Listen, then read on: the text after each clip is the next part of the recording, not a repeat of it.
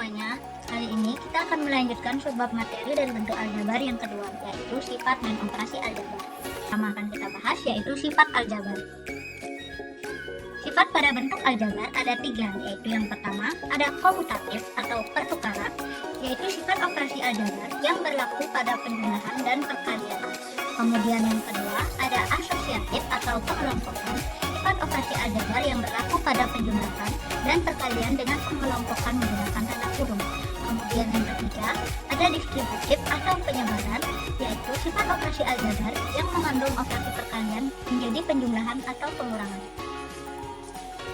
Persamaan pada ketiga sifat aljabar tersebut adalah yang pertama yaitu komutatif atau pertukaran, di mana persamaan pada penjumlahan itu A ditambah B sama dengan B ditambah A.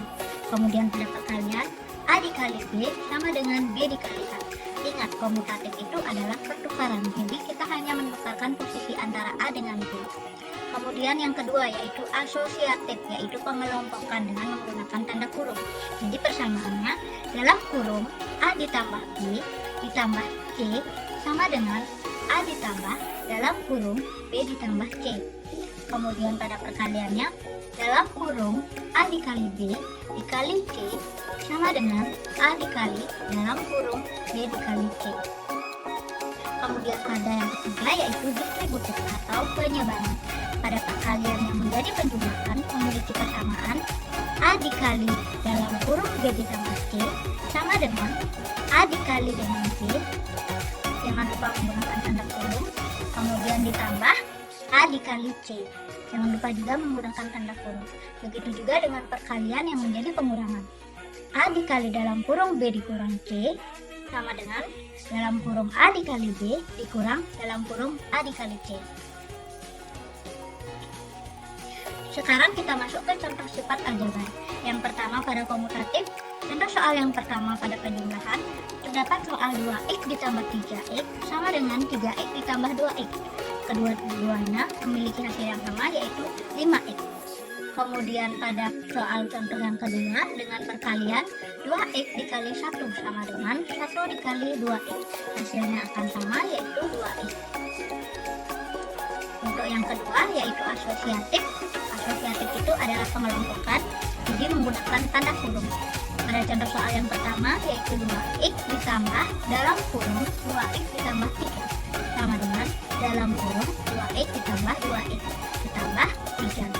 Hasilnya akan menjadi 4x ditambah 3 sama dengan 4x ditambah 3. Jadi tinggal dijumlahkan 2x tambah 2x menjadi 4x, kemudian 3-nya kita tulis kembali. Kemudian pada contoh soal yang kedua, 2x dikali dalam kurung 5 dikali 3 sama dengan dalam kurung 2x dikali 5 dikali 3. Kemudian hasilnya akan menjadi 2x dikali 15, di mana 2x kita tulis kembali dan 15 didapatkan dari hasil perkalian yang ada di dalam kurung. Begitu juga dengan selanjutnya, 2x dikali 5 itu akan menjadi 10x yang di dalam kurung. Kemudian untuk 3 kita tuliskan kembali. Dan untuk hasilnya akan sama-sama menghasilkan 30x. Untuk selanjutnya yaitu distributif.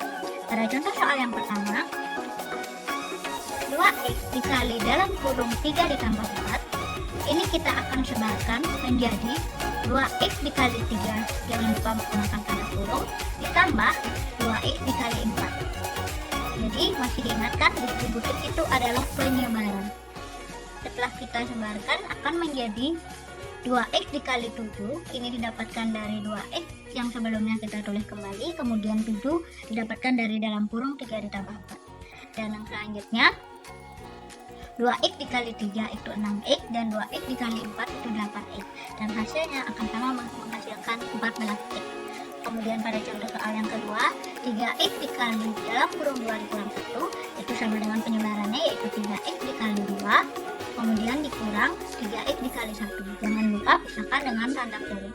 Kemudian akan menjadi 3x dikali 1 sama dengan 6x dikurang 3x, dan hasil akhirnya akan sama-sama menjadi 3x. Kita akan masuk ke materi selanjutnya yaitu operasi aljabar. Pada operasi aljabar yang pertama yaitu penjumlahan, suku-suku yang dapat dijumlahkan dalam bentuk aljabar adalah suku-suku yang sejenis. Sebelumnya, kalian sudah belajar tentang unsur dari bentuk aljabar yang menceritakan tentang koefisien, konstanta, variabel, dan suku. Jadi pada operasi aljabar ini kita langsung ke contoh soal. 3x ditambah 2x ditambah 4y. Pada soal ini terdapat dua suku yang memiliki variabel yang sama, yaitu 3x ditambah 2x. Jadi yang ini bisa kita jumlahkan ya.